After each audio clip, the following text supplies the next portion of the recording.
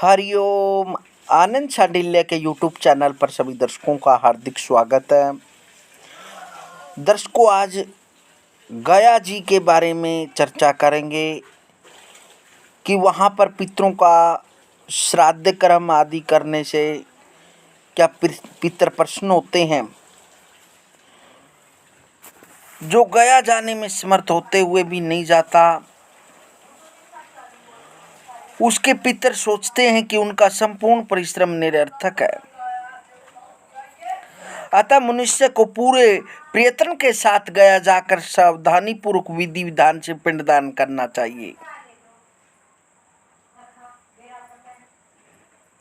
इन वचनों के अनुसार पितृऋण से मुक्ति हेतु गया श्राद्ध करने की अनिवार्यता के कारण और उसके न करने से पाप लगने के कारण जीवित समर्थ पुरुष को गया में पिंडदान तथा श्राद्ध अवश्य करना चाहिए। प्राचीन काल में जहाँ ब्रह्मा का सिर कपाल गिरा था, वहाँ बद्री क्षेत्र में पिंडदान करने का विशेष महत्व है।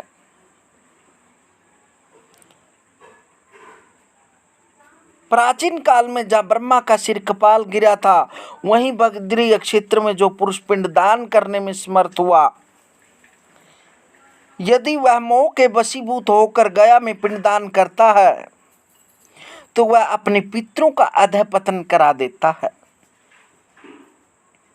और उनसे शापित होता है। अर्थात पितर उसका निष्ठ चिंतन करते हैं।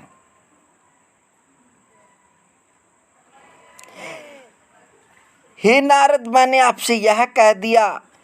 इस वचन के अनुसार बद्री क्षेत्र में ब्रह्म कपाली में पिंडदान करने के बाद गया में पिंडदान करने का निषेध प्रतीत होता है। यद्यपि इस संबंध में विद्वानों में मतभेद है।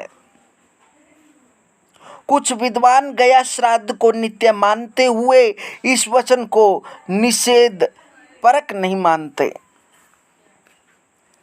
तथा उनका यह मत है कि बद्री श्राद्ध की प्रशंसा ज्ञापित करने के लिए ही यहाँ गया श्राद्ध की निंदा है, न कि इसका तात्पर्य गया श्राद्ध से निवृत्ति का है।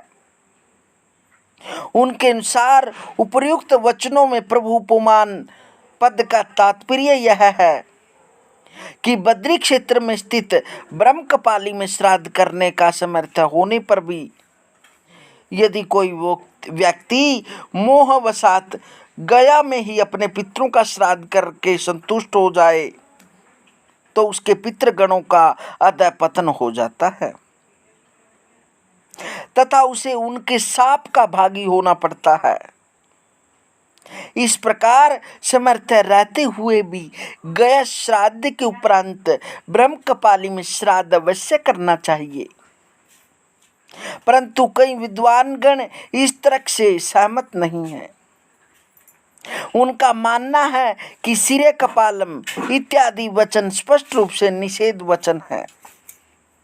उनके अनुसार प्रभु उपमान पद का तात्पर्य यह है कि बद्री क्षेत्र में स्थित ब्रह्म कपाली में श्राद्ध करने में समर्थ हुआ व्यक्ति, अर्थात जिसने वहां श्राद्ध संपन्न कर लिया, वह बाद में मोहवशात यदि गया में पिंडदान करता है तो उसके पितृगण अधःपतन को प्राप्त होते हैं एवं श्राद्ध करने वाले का शाप का भागी होता है।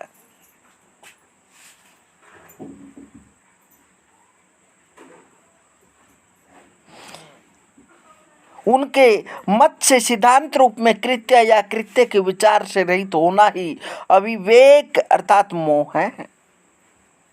इस प्रकार बद्री क्षेत्र में पिंडदान के बाद मोहवशात अर्थात कृत्य विचार शून्य होने के कारण जो गया में पिंडदान करे वह अपने पितरों को अधोगति प्रदान करा दे। ऐसा करने से पिंडदान करने वाला पितरों से शाप प्राप्त करता है। अतः विधि के अनुसार गया में पिंडदान करने का विशेष महत्व होने पर भी सिरे कपालम इस वचन के अनुसार बद्री क्षेत्र में ब्रह्म कपाली में श्राद्ध करने के अनंतर गया में तथा अन्य स्थानों पर भी पिंडदान करने का स्पष्टतः निषेध है। विधि वाक्य से निषेध वचन बलवान होता है। निषेधाश्च बलीयांशः, इस मत से भी निषेध केवल पिंडदान ही है। पितृपक्ष में अक्षया तिथि तथा अन्य पूर्वों पर ब्राह्मण भोजन आदि के द्वारा पिंड रहित श्राद्ध तथा तर्पण आदि का निषेध नहीं है, यह करते रहना चाहिए। मुख्य पक्ष यही है कि पूर्व में गया में पिंडदान आदि श्राद्ध संपन्न करने के बाद ही बद्री क्षेत्र में ब्रह्म कपाली में श्राद्ध करना चाहिए। और ये मन में विचार न लाएं कि यदि आपने गया में श्राद्ध पितरों का कर दिया तो आपको जीवन पर्यंत श्राद्ध आदि करने की आवश्यकता नहीं है। ऐसा नहीं है। गया में श्राद्ध करने के बाद भी पितरों का समय समय पर श्राद्ध करना चाहिए, तभी पितरों का हमारे ऊपर आशीर्वाद प्राप्त होता है। क्योंकि पितर हमको संपत्ति और संतति देते हैं, संतति और संपत्ति देते हैं। हरिओम हरिओम।